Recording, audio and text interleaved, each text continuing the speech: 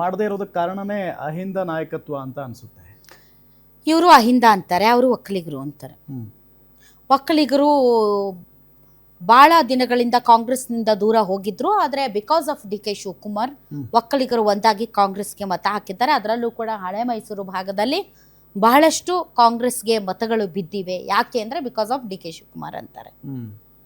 ಮತ್ತೊಂದು ಕಡೆ ಅಹಿಂದ ಫ್ಯಾಕ್ಟರ್ ಏನಿದೆ ಅದು ಸಾಂಪ್ರದಾಯಿಕವಾಗಿ ಕಾಂಗ್ರೆಸ್ನ ಮತ ಬ್ಯಾಂಕ್ ಆಗಿದೆ ಮತ್ತು ಗಟ್ಟಿಯಾಗಿ ನಿಂತಿದೆ. ಅದರ ಒಬ್ಬ ಅನಭಿಷಕ್ತ ನಾಯಕ ಸಿದ್ದರಾಮಯ್ಯನವರು, ಹೀಗಾಗಿ ಅವ್ರನ್ನ ಡಿಸ್ಟರ್ಬ್ ಮಾಡಬೇಡಿ, ಡಿಸ್ಟರ್ಬ್ ಮಾಡಿದ್ರೆ ಅಹಿಂದ ಓಟ್ಗಳು ಚೆದರುತ್ತವೆ, ಅದು ಪಕ್ಷಕ್ಕೆ ಹಾನಿ ಆಗುತ್ತೆ ಅಂತ ಇವ್ರು ಪತ್ರ ಬರ್ತಿದ್ದಾರೆ. ಮಲ್ಲಿಕಾರ್ಜುನ್ ಖರ್ಗೆ ಅವರಿಗೆ, ಸೋನಿಯಾ ಗಾಂಧಿ ಅವರಿಗೆ, ಪ್ರಿಯಾಂಕ್ ಖರ್ಗೆ ಅವರಿಗೆ ಅಲ್ಲ ಪ್ರಿಯಾಂಕಾ ಗಾಂಧಿ ಅವರಿಗೆ ಪತ್ರ ಬರೆದಿದ್ದಾರೆ. ಬದಲಾವಣೆ ಮಾಡಿದ್ರೆ ಸಮಸ್ಯೆ ಆಗುತ್ತೆ ಅಂತ ಹೇಳ್ತಾ ಇದ್ದಾರೆ.